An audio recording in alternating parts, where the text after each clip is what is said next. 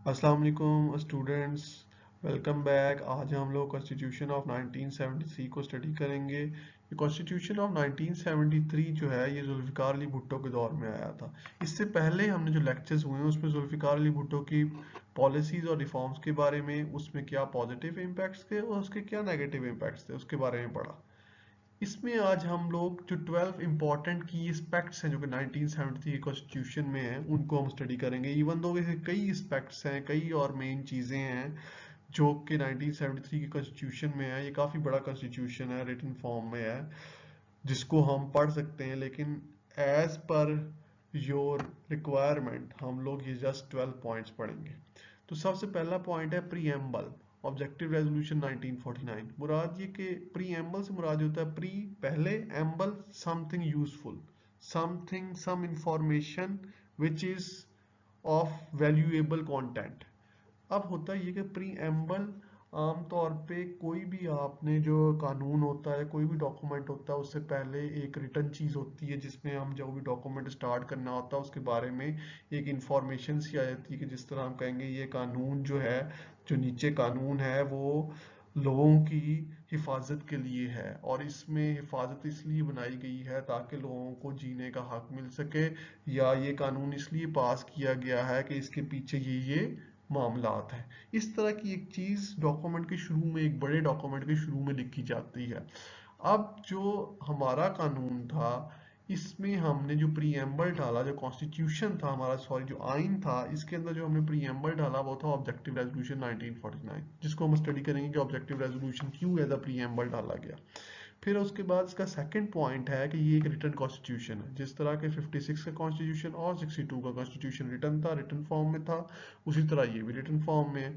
Federal constitution है, इसे federal ने अमेंड किया है।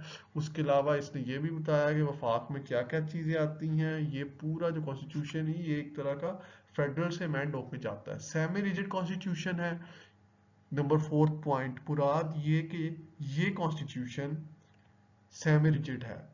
इससे मीन्स ये है कि ये कॉन्स्टिट्यूशन गुंजाइश देता है कि इसके अंदर चेंजिंग डाली जा सकती है, इसको अमेंड किया जा सकता है। अगर आइन जो है वो ये कहता है कि, फर्ज कर लेते हैं आइन हमें ये कहता है कि लाजमी है कि जो लोग रोजा नहीं रखते उन्हें कोड़े मारे जाएं। अब आगे कोई हुकूमत आती है, वो कहती है ये तो बहुत सख्ती है भाई, इसमें चेंजिंग लानी चाहिए। या कोई एक आइन ऐसा बन जाता है कि लाजमी है कि स्टूडेंट्स ही अपनी फीस खुद देंगे, उनके वालिदैन ये फीस नहीं देंगे। अब एक ऐसी हुकूमत आती है या स्टूडेंट्स हड़तालें करना शुरू कर देते हैं और स्टूडेंट्स कहते हैं ये कैसा कानून है, हम तो इस तरह पढ़ ही नहीं सकते सही तरह। तो अब कानून को चेंज करने की जरूरत पड़ जाती है, कॉन्स्टिट्यूशन को चेंज करने की जरूरत पड़ जाती है। तो इसमें ये गुंजाइश रखी गई है कि इसको चेंज किया जा सकता है। उसके लिए 2/3 की अक्सरियत चाहिए। अच्छा, number fifth point national language declared. इसके अंदर पहली बार जो है प्रॉपरली बताया गया था कि पाकिस्तान की लैंग्वेज जो है वो पाकिस्तान की उर्दू है। और उर्दू लैंग्वेज को जो है एक पूरा 15 ईयर्स का प्लान बनाया गया था कि उर्दू लैंग्वेज को किस तरह जो है आगे हम लोगों ने किस तरह फेजेस में पूरे पाकिस्तान में एज अ ऑफिशियल लैंग्वेज जो है वो डिक्लेयर कर देना है। और इसको जो है वो पूरी तरह फेज आउट करने के लिए क्या क्या मेन प्लान है। इस्लामिक कॉन्स्टिट्यूशन, ये कॉन्स्टिट्यूशन इस्लामिक कॉन्स्टिट्यूशन है। इसके अंदर कई इस्लामिक सिक्के डाली गई थी, कई इस्लामिक पॉइंट्स डाले गए थे, कई वैल्यूएबल थिंग्स ऐड की गई थी, जिससे पता चला था कि हाँ यार this is a country of Muslims and the main constitution is the Islamic constitution. Independent judiciary, जो जुडिशरी है वो इस कॉन्स्टिट्यूशन के थ्रू जो है इंडिपेंडेंट रखी गई थी, यानी आज़ाद थी। उसको किसी किस्म का पॉलिटिकल इन्फ्लुएंस नहीं किया जा सकता था। फिर इसी तरह पार्लियामेंट्री कॉन्स्टिट्यूशन, इसमें ये बताया गया था कि पार्लियामेंट्री कॉन्स्टिट्यूशन जो है वो ही लाजमी है कि यहाँ पे पाकिस्तान के अंदर डेमोक्रेटिक गवर्नमेंट होगा जिसका सेटअप पार्लियामेंट्री होगा, जिसमें प्रेसिडेंट कितनी देर के लिए रहेगा, जो प्राइम मिनिस्टर है वो कितनी देर के लिए रहेगा, उसकी कितनी मियाद होगी, उसका सिलेक्शन का क्या क्या तरीका होगा, ये सब कुछ इसमें डिस्कस हुआ पार्लियामेंट्री कॉन्स्टिट्यूशन के अंदर। फिर उसके बाद नंबर 9 सुप्रीमेसी ऑफ कॉन्स्टिट्यूशन। फिर ये बताया गया कि सबसे ऊपर आइन होगा पाकिस्तान के अंदर। लॉज के अंदर जो भी लॉज होंगे, जो भी उसके अलावा कोई भी अगर फर्ज करते हैं रिफॉर्म लाया जाता है तो उसमें हम पहले ये देखेंगे कहीं ये चीज जो आईन पाकिस्तान है, जो 73 का आइन है, उससे किसी तरह मिसमैच तो नहीं कर रही, कहीं उससे कॉन्ट्राडिक्ट तो नहीं कर रही। अगर कोई चीज भी कॉन्ट्राडिक्ट कर रही है या उसके खिलाफ जा रही है, आईन पाकिस्तान के खिलाफ जा रही है, तो फिर वो चीज जो है नल एंड वॉइड हो जाएगी। सो सुप्रीमेसी ऑफ कॉन्स्टिट्यूशन, कि सबसे ऊपर कॉन्स्टिट्यूशन होगा। कॉन्स्टिट्यूशनल इंस्टीट्यूशंस, फिर उसके बाद नंबर 10 पॉइंट ये कॉन्स्टिट्यूशनल इंस्टीट्यूशंस बनाए गए, और वो कौन कौन से इंस्टीट्यूशंस थे जो कि हम लोग इसका जिक्र करेंगे आगे। फिर उसके बाद बाई कैमरल लेजिस्लेचर, मुराद ये कि बाई कैमरल लेजिस्लेचर क्या होती है, बाई कैमरल का मतलब क्या होता है। बाई बाई का मतलब होता है टू, बाई का मतलब क्या होता है टू, कैमरल मुराद चैम्बर्स। अब जिस तरह के दो डिफरेंट चैम्बर्स हों जिसमें डिफरेंट किस्म के लोग बैठे हों और दोनों किस्म के लोग अपनी राय दें उस कानून पे, so it's called as bicameral legislature. कि पाकिस्तान के अंदर बाई कैमरल लेजिस्लेचर आई, इसका मुराद ये कि एक दो किस्म के हाउसेस बने, एक था अपर हाउस और एक था lower house. The upper house is called senate, the lower house is called national assembly. कि कोई भी बिल जब जाएगा या कोई भी मामला होगा तो वो पहले नेशनल असेंबली से पास होगा, फिर उसके बाद वो ऊपर अपर हाउस में जाएगा, जहां से जो है लोग उसमें वोट करेंगे, लोग उसमें अपनी राय देंगे, और फिर उसके बाद वो प्रेसिडेंट ऑफ पाकिस्तान के पास जाएगा। So this is called as why what bicameral legislation. So bicameral means bi मतलब two, cameral means chambers, and chambers means in our constitution chambers means the National Assembly, the lower house, the Senate, upper house. और उसके बाद आ गया number 12 points is fundamental rights. और ये जो constitution है ये फंडामेंटल जो ह्यूमन राइट्स है कि उसको बात करने की आज़ादी होगी, उनको जो है वो सेफ्टी होगी, उनको सिक्योरिटी दी जाएगी हर इंसान को, उसके बारे में भी ये बात करता है। ये कॉन्स्टिट्यूशन उस चीज़ के फंडामेंटल राइट्स को भी इंश्योर करता है अवाम के। तो 12 कौन कौन से इंपॉर्टेंट पॉइंट हैं जिसको अब हम लोग फर्दर डिस्कस करेंगे। Preamble, written constitution, federal constitution, semi rigid constitution, national language, Islamic constitutional, independent judiciary, parliamentary constitution, supremacy of constitution, constitutional institutions, bicameral legislature, and last one, fundamental rights.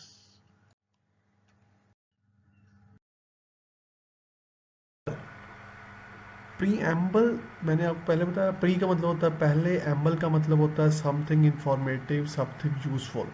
Okay, तो pre एम्बल जो था वो objective resolution डाला गया, कहता है like the constitution of 1956 and 62, जिस तरह 62 के कॉन्स्टिट्यूशन में और 56 के कॉन्स्टिट्यूशन में भी जो प्रीएम्बल था वो था ऑब्जेक्टिव रेजोल्यूशन। इसी तरह 1973 के अंदर भी जो है वो ऑब्जेक्टिव रेजोल्यूशन को ढाला गया, जिसमें बताया गया कि सॉवरेनिटी जो है वो वहदानियत अल्लाह ताला की है, और जो यहाँ पे लोग हैं जो कि अल्लाह ताला के बंदे, यहाँ पे खलीफा, जिस तरह अल्लाह ताला ने खलीफा बना के इंसान को भेजा, जो अल्लाह ताला के बंदे हैं वो यहाँ पे जो भी कानून यानी पाकिस्तान की सरजमीन में कानून बनाएंगे वो कुरान और सुन्नत के लिमिट को बाईपास करके नहीं बनाएंगे।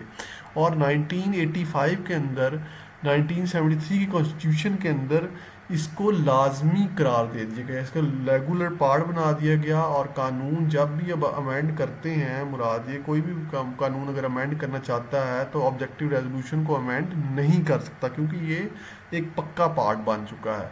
ये समझ लें कि ऑब्जेक्टिव रेजोल्यूशन जो है वो नॉन अमेंडेबल चीज़ है, वो अमेंड नहीं हो सकती। ओके, उसके बाद आ गया नंबर 2, रिटन कॉन्स्टिट्यूशन।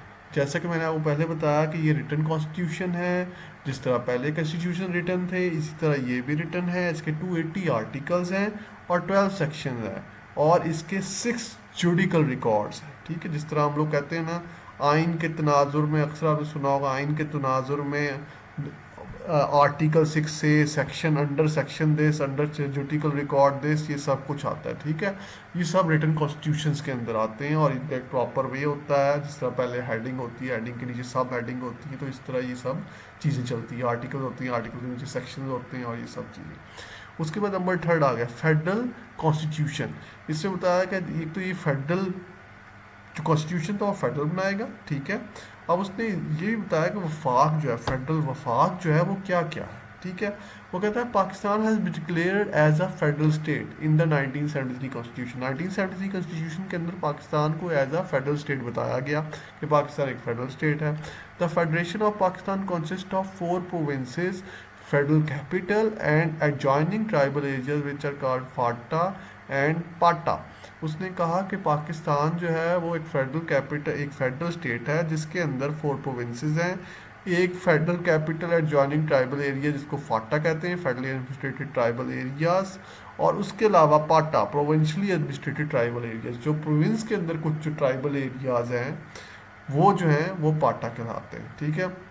उसके बाद कहता है सेमी रिजिड कॉन्स्टिट्यूशन, जिस तरह मैंने आपको बताया पहले भी कि कॉन्स्टिट्यूशन जो है ये एक ऐसा है कि जो सेमी रिजिड है, इसको अगर आपने चेंज करना है तो उसके लिए आपको 2/3 मेजॉरिटी चाहिए। कहता है it is a semi rigid constitution, the method of amendment is neither too difficult nor too easy. कहता है अगर आपने इसमें चेंज लानी है तो इसका मेथड जो है वो nor too difficult, neither too difficult nor too easy, ना बहुत मुश्किल है और ना ही बहुत आसान। A 2/3 of majority of the parliament is required to make an amendment in the constitution। कहता है एक पार्लियामेंट की, यानी पार्लियामेंट हमारी मिलके बनती नेशनल असेंबली और सेनेट को मिला के, नेशनल असेंबली लोअर हाउस और सेनेट अपर हाउस। कहता है 2/3 मेजॉरिटी चाहिए आपको पार्लियामेंट के अंदर अगर आप इसके कॉन्स्टिट्यूशन की किसी शिक को अमेंड करना चाहते हैं तो, ठीक है।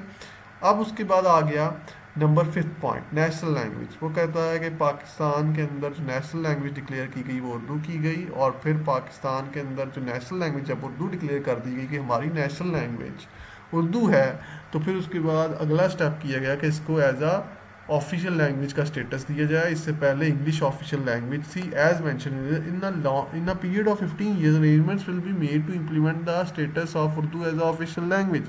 कहता है 15 साल का एक पूरा टेन्योर रखा गया, 15 साल के अंदर हम इम्प्लीमेंट कर देंगे उर्दू को एज अ ऑफिशियल लैंग्वेज। कहता है during this period English will be use as a official language. कहता है कि 15 साल जितनी देर में हम इम्प्लीमेंट कर रहे हैं तो इंग्लिश ही ऑफिशियल लैंग्वेज यूज होती रहेगी। This has not been possible so far. कहता है लेकिन ये अभी तक मुमकिन नहीं हुआ। Okay we'll move on. अब वो कहता है नंबर 6 पॉइंट, कहता है ये इस्लामिक कॉन्स्टिट्यूशन था। अच्छा, यहाँ पे मेंशन किया है कि ये कॉन्स्टिट्यूशन इस्लामिक था, ये कोई लिबरल कॉन्स्टिट्यूशन नहीं था, ये कोई कैपिटलिस्ट कॉन्स्टिट्यूशन नहीं था, ये कोई कम्युनिस्ट कॉन्स्टिट्यूशन नहीं था कि ये किसी एक आइडियोलॉजी को प्रोटेक्ट करने के लिए, कोई एक ऐसी आइडियोलॉजी को प्रोटेक्ट करने के लिए नहीं किया गया था जो कि नॉन इस्लामिक हो, बल्कि एक इस्लामिक आइडियोलॉजी को, इस्लामिक वे ऑफ लिविंग को प्रोटेक्ट करने के लिए बनाया गया था। So it is called Islamic constitution. कहता है Islam has been declared as a state religion in the constitution of Pakistan. कहता है इस्लाम जो डिक्लेयर किया गया कि स्टेट का ये रिलीजन होगा, पाकिस्तानी स्टेट के अंदर इस्लाम को प्रैक्टिस किया जाएगा। It has been declare essential for the president and prime minister to be Muslim. कहता है प्रेसिडेंट और प्राइम मिनिस्टर को लाजमी था कि वो मुसलमान हो। मोस्ट इम्पॉर्टेंट, बहुत इसेंशियल चीज़ है कि इससे पहले प्राइम मिनिस्टर के लिए लाजमी नहीं था कि वो मुसलमान हो। प्रेसिडेंट के लिए लाजमी था, स्टेट हेड के लिए लाजमी था, लेकिन प्राइम मिनिस्टर को पहली बार ये कहा गया था, पहली बार ये मेंशन किया गया था प्राइम मिनिस्टर के लिए भी कि वो मुसलमान होना ज़रूरी है। कहता है ऑफिशियल नेम जो है वो भी पहली बार जो है वो Islamic republic of Pakistan use किया गया था। The official name of the state Islamic republic of Pakistan. It encourages the practice of Islamic mode of life among the citizen. Step will be taken to abolish interest. कहता है कि इसने फिर पहली बार इस्लामिक रिपब्लिक ऑफ पाकिस्तान का नाम use किया गया, इनकरेज किया गया कि इस्लामिक मोड ऑफ लाइफ जो है वो इसके सिटीज़न मुराद जी कि यहाँ के जो शहरी हैं वो इस्लामिक लाइफ के हिसाब से अपनी ज़िंदगी गुजारें। फिर इंटरेस्ट यानी सूद को ख़त्म करने के लिए जो है स्टेप्स लिए जाएंगे। ज़कात, औकाफ और उशर विल बी इन्फोर्स्ड। और ज़कात और औकाफ और उशर जो कि इस्लामी जो हैं वो जुज़ हैं उनको इन्फोर्स किया जाएगा। Independent judiciary. नंबर 7 पॉइंट कहता है कि ये कॉन्स्टिट्यूशन एक लाजमी बेसिस फराहम करता था कि जो जुडिशरी है वो इंडिपेंडेंट हो। जजेस are paid handsome salaries and have job security. कहता है कि जो जजेस थे उनको हैंडसम सैलरी भी मिलती थी, बड़ी अच्छी सैलरी भी और जॉब सिक्योरिटी भी, ताकि वो किसी पॉलिटिकल प्रेशर में आके कोई गलत फैसला ना करे। The judiciary has been separated from the executive. The जजेस will perform their duties without any fear और प्रेशर। कहता है जुडिशरी को सेपरेट कर दिया गया एग्जेक्टिव से कि एग्जेक्टिव का इससे कोई लेना देना नहीं होगा। मुराद ये है कि प्रेसिडेंट, प्राइम मिनिस्टर वगैरह उन पे किसी तरह का इन्फ्लुएंस नहीं कर सकता था। उनके लिए एक सेपरेट जुडिशियल कमीशन बनाया गया था। जजेस will perform their duties without any fear और प्रेशर, ताकि उन पे अपनी ड्यूटीज दें जज बगैर किसी डर के और बगैर किसी प्रेशर के। पार्लियामेंट्री कॉन्स्टिट्यूशन कहता है, जो कॉन्स्टिट्यूशन था ये पार्लियामेंट्री था। मुराद ये कि इसके अंदर जो सबसे इम्पोर्टेंट चीज़, ओके, फिर इसमें जो इम्पोर्टेंट चीज़ ये बताई गई थी कि नेशनल असम्बली जो है उसका टेन्योर होगा 5 ईयर्स का। मुराद ये कि कोई भी जो हुकूमत आएगी, गवर्नमेंट आएगी जो कि नेशनल असम्बली में भी बैठती है, उसका 5 साल का उसका टोटल जो है वो टाइम पीरियड होगा जिसमें वो वहाँ पे रहेगी। फिर उसके बाद the parliamentary form of government was implemented in the country.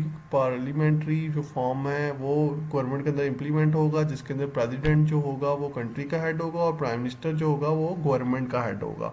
और प्रेसिडेंट को इलेक्ट करने के लिए पार्लियामेंट से भी वोट चाहिए होंगे और प्रोविंशियल असम्बली से भी वोट चाहिए होंगे, जबकि प्राइम मिनिस्टर को इलेक्ट करने के लिए सिर्फ मेजॉरिटी ऑफ वोट चाहिए होंगे नेशनल असम्बली में से।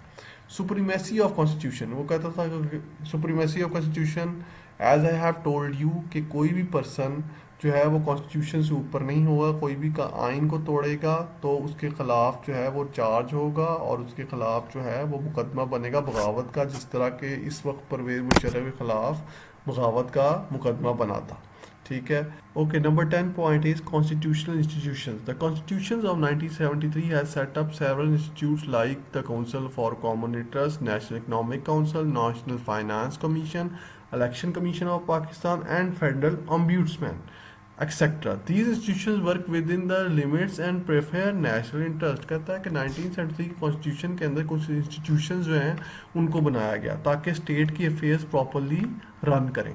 जिस तरह के काउंसिल फॉर कॉमन इंटरेस्ट के तमाम लोगों का क्या इंटरेस्ट है, उसके लिए एक जो है कॉमन इंटरेस्ट के लिए जो है काउंसिल बनाई गई। नेशनल इकोनॉमिक काउंसिल बनाई गई कि इकोनॉमी के जो भी मसाइल हैं पूरे नेशनली मुराद ये पूरे मुल्क के जो भी इकोनॉमी के मसाइल हैं उनको जो है वो प्रॉपरली देखा जा सके। नेशनल फाइनेंस कमीशन बनाया गया फाइनेंशियल मसाइल के लिए। इलेक्शन कमीशन बनाया गया कि जब भी जो इलेक्शन का मसला होता है उसको कोई भी जो इसमें इश्यूज आए उनको रिजॉल्व करने के लिए जो है वो इलेक्शन कमीशन ऑफ पाकिस्तान बनाया गया। फेडरल ओम्बुड्समैन बनाया गया जिसे हम कहते हैं वफाकी मुहतसिब। जो भी कोई गवर्नमेंट के किसी इदारे के खिलाफ शिकायत हो, किसी बंदे के खिलाफ शिकायत हो, कोई और इस तरह की शिकायत हो जो कि फेडरल इशू से रिलेटेड हो, जो गवर्नमेंट के इशू से रिलेटेड हो, तो वो वफाकी मुहतसिब में जाते थे जिसे हम कहते हैं फेडरल ओम्बुड्समैन। ठीक है, उसके बाद आ गया कहता है these institutions work with in their limits and prefer national interest. कहता है वो अपने लिमिट्स में काम करते थे और प्रेफर नेशनल इंटरेस्ट, और नेशनल इंटरेस्ट को प्रेफर करते थे, कौमी मफाद को उसको जो है ना वो प्रेफर करते थे। ओके, चलो ये बातों तक महदूद है, लेकिन इसमें पॉलिटिकल काफ़ी जो है ना वो इन्फ्लुएंस होता था। Number 11 point by cameral legislature. वो कहता है कि जो 11 पॉइंट है वो कहता है बाई कैमरल लेजिस्लेचर है। जिस तरह मैंने पहले बताया बाई कैमरल से मुराद ये बाय मतलब two, cameral means two different, cameral means two types of chambers. So the upper house is called the Senate and the lower house is called the National Assembly. तो जो कहता था कि parliament जो है पाकिस्तान की 1973 कॉन्स्टिट्यूशन के हिसाब से दो हाउसेस पे कंसिस्ट करती थी। एक था अपर हाउस जिसे हम सेनेट कहते थे और एक था लोअर हाउस जिसे हम नेशनल असेंबली कहते थे।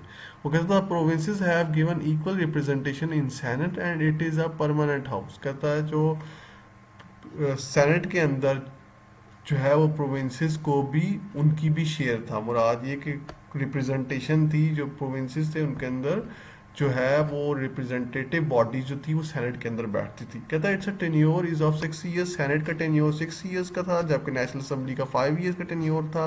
कहता है कि जो सेनेट है उसके अंदर 104 मेंबर्स है और नेशनल असेंबली जो है उसके अंदर 342 मेंबर्स थे। अच्छा, फिर total number of members of the parliament Majlis Shura is 446। कहता है कि फिर पार्लियामेंट मुराद ये कि अपर और लोअर हाउस को मिला के जो टोटल मजलिस शूरा की तादाद बनती है वो बनती है 446। लेकिन अब इस ये तादाद बढ़ गई, ये पुरानी तादाद है।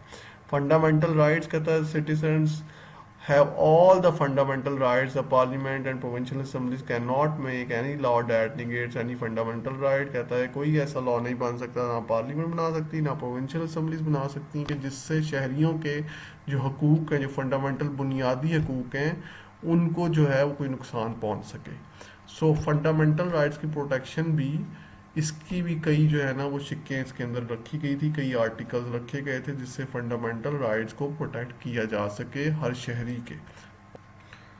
सो ये थे 12 पॉइंट्स की एस्पेक्ट 1973 के कॉन्स्टिट्यूशन के। इसके बाद हम लोग पढ़ेंगे जनरल ज़ियाउल हक के एरा में क्या क्या जो है ना वो पॉलिसीज़ आई, जिस तरह नेशनल इस्लामाइजेशन की पॉलिसी आई, अफगान जिहाद का पूरा मामला आया, और उसमें क्या उसके जो है प्रोज एंड कॉन्स हुए, उसमें क्या क्या वजूहात हुई जिसकी वजह से ये सब कुछ हुआ, ये सब हम लोग पढ़ेंगे आगे ज़ियाउल हक के एरा के अंदर। ओके वेल क्लास, मैं अभी आप लोगों को चाहता हूँ कि जस्ट आप लोग रिवाइज कर लें 1973 कॉन्स्टिट्यूशन के जो की एस्पेक्ट्स हैं 12, ये की पॉइंट्स जो हैं ये बहुत इंपॉर्टेंट है, अक्सर जो है ये बोर्ड के पेपर में आ भी जाते हैं।